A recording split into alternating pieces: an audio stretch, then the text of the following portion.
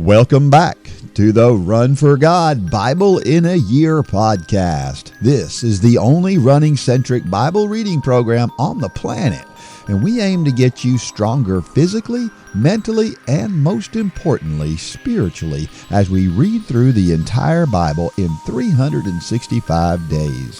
Whether you're listening in your car, on your couch, or while you're running or walking, we know that the Word of God can transform us all. And it is my prayer that you are blessed by what we do here today. Of course, as always, I am reading from the Holman Christian Bible, and we are on day 51. Our reading today will be from Leviticus chapters 22 and 23. But first, our running or walking tip of the day. How about this one? Supplement running or walking with bike rides. It's always a good idea to use some different muscles from time to time, and the bike riding is a great supplement to running. So especially at times when you just feel tired and shagged out and it's really, really tough, a good thing to do is go for a nice, easy bike ride, and a lot of times that will rejuvenate you, make you feel better. So try a nice bike ride. All right, now let's get into God's Word. Leviticus 22. The Lord spoke to Moses, "Tell Aaron and his sons to deal respectfully with the holy offerings of the Israelites that they have consecrated to me, so they do not profane my holy name. I am the Lord. Say to them, if any man from any of your descendants throughout your generations is in a state of uncleanness, yet approaches the holy offerings that the Israelites consecrate to the Lord, that person will be cut off from my presence. I am the Lord. No man of Aaron's descendants who has a skin disease or a discharge is to eat from the holy offerings until he is clean. Whoever touches anything made unclean by a dead person or by a man who has an emission of semen, or whoever touches any swarming creature that makes him unclean, or any person who makes him unclean, whatever his uncleanness, the man who touches any of these will remain unclean until evening, and is not to eat from the holy offerings unless he has bathed his body with water. When the sun has set, he will become clean, and then he may eat from the holy offerings, for that is his food. He must not eat an animal that died naturally or was mauled by wild beasts, making himself unclean by it. I am the Lord. They must keep my instructions, or they will be guilty and die because they profane it. I am the Lord who sets them apart. No one outside a priest's family is to eat the holy offering. A foreigner staying with a priest or a hired hand is not to eat the holy offering. But if a priest purchases someone with his money, that person may eat it, and those born in his house may eat his food.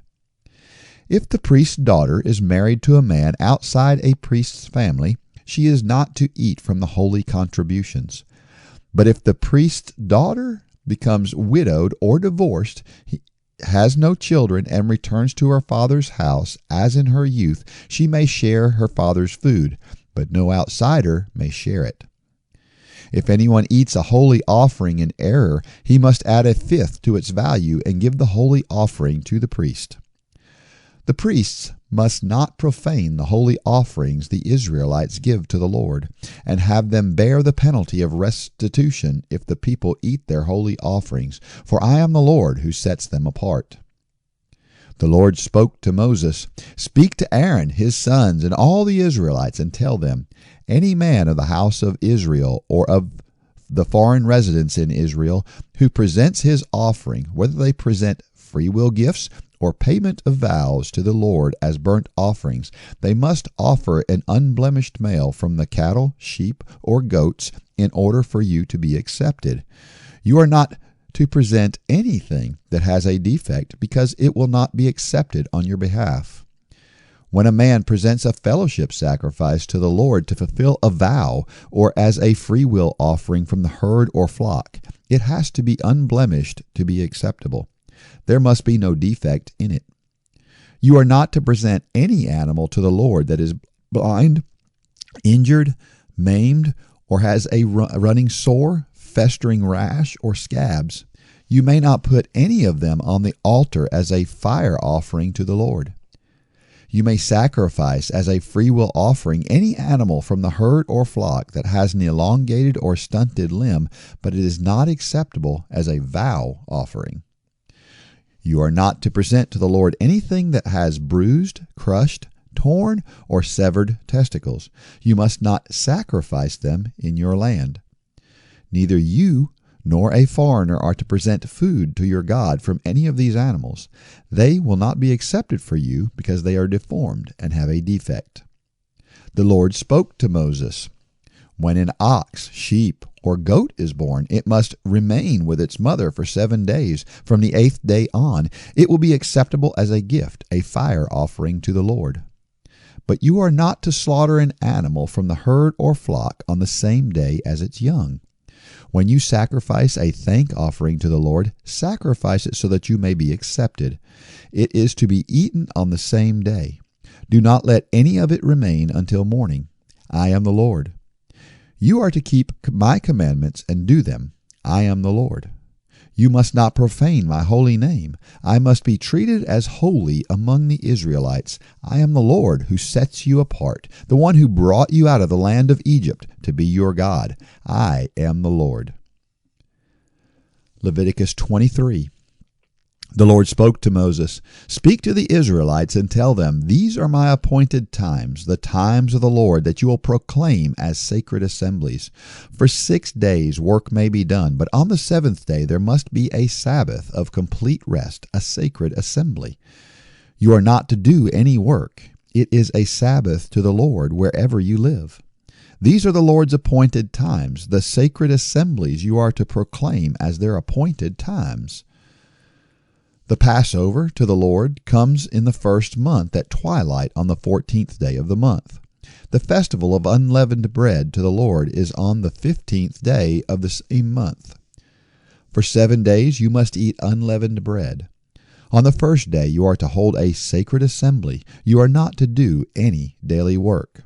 You are to present a firing offering to the Lord, a fire offering to the Lord for 7 days. On the 7th day there will be a sacred assembly. You must not do any daily work. The Lord spoke to Moses, "Speak to the Israelites and tell them, when you enter the land I am giving you and reap its harvest, you are to bring the first sheaf of your harvest to the priest. He will wave the sheaf before the Lord so that you may be accepted. The priest is to wave it on the day after the Sabbath. On the day you wave the sheaf, you are to offer a year-old male lamb without blemish as a burnt offering to the Lord. Its grain offering is to be 4 quarts of fine flour mixed with oil as a fire offering to the Lord, a pleasing aroma, and its drink offering will be 1 quart of wine. You must not eat bread, roasted grain, or any new grain until this very day, and you have brought the offering of your God. This is to be a permanent statute throughout your generations wherever you live. You are to count 7 complete weeks, starting from the day after Sabbath, the day you brought the sheaf of the presentation offering. You are to count 50 days until the day after the 7th Sabbath, and then present an offering of new grain to the Lord. Bring 2 loaves of bread from your settlements as a presentation offering, each of them made from 4 quarts of fine flour, baked with yeast as firstfruits to the Lord. You are to present with the bread 7 unblemished male lambs a year old, 1 young bull, and 2 rams. They will be a burnt offering to the Lord, with their grain offerings and drink offerings, a fire offering of a pleasing aroma to the Lord. You are also to prepare 1 male goat as a sin offering and 2 male lambs a year old as a fellowship sacrifice. The priest will wave the lambs with the bread of firstfruits as a presentation offering before the Lord. The bread and the 2 lambs will be holy to the Lord for the priest. On that same day you are to make a proclamation and hold a sacred assembly. You are not to do any daily work. This is to be a permanent statute wherever you live throughout your generations. When you reap the harvest of your land, you are not to reap all the way to the edge of your field or gather the gleanings of your harvest. Leave them for the poor and the foreign resident. I am the Lord your God. The Lord spoke to Moses, "Tell the Israelites, in the 7th month, on the first day of the month, you are to have a day of complete rest, commemoration, and jubilation, a sacred assembly. You must not do any daily work, but you must present a fire offering to the Lord." The Lord again spoke to Moses, "The 10th day of the 7th month of this Day of Atonement, you are to hold a sacred assembly and practice self-denial. You are to present a fire offering to the Lord. On this particular day, you are not to do any work, for it is a day of atonement, to make atonement for yourself before the Lord your God. If any person does not practice self-denial on this particular day, he must be cut off from his people. I will destroy among his people anyone who does any work on this same day. You are not to do any work. This is a permanent statute throughout your generations wherever you live. It will be a Sabbath of complete rest for you, and you must practice self-denial. You are to observe your Sabbath from the evening until the 9th day of the month until the following evening." The Lord spoke to Moses, "Tell the Israelites, the festival of booths to the Lord begins on the 15th day of this 7th month and continues for 7 days. There is to be a sacred assembly on the first day. You are not to do any daily work. You are to present a fire offering to the Lord for 7 days. On the 8th day you are to hold a sacred assembly and present a fire offering to the Lord. It is a solemn gathering. You are not to do any daily work. These are the Lord's appointed times that you are to proclaim as sacred assemblies for presenting fire offerings to the Lord, burnt offerings and grain offerings, sacrifices and drink offerings, each on its designated day. These are in addition to the offerings for the Lord's Sabbaths, your gifts, all your vow offerings, and all your free will offerings that you give to the Lord. You are to celebrate the Lord's festival on the 15th day of the 7th month for 7 days after you have gathered the produce of the land. There will be complete rest on the first day and complete rest on the 8th day. On the first day you are to take the product of a majestic tree palm fronds, boughs of whole leafy trees, and willows of the brooks, and rejoice before the Lord your God for 7 days. You are to celebrate it as a festival to the Lord 7 days each year. This is a permanent statute for you throughout your generations. You must celebrate it in the 7th month. You are to live in booths for 7 days. All the native born of Israel must live in booths, so that your generations may know that I made the Israelites live in booths when I brought them out of the land of Egypt. I am the Lord your God. So Moses declared the Lord's appointed times to the Israelites. May God richly bless the reading of His Word. All right, day 51 down, and I'm going to leave you with this quote of the day. It comes from famous coach Bill Bowerman of University of Oregon fame.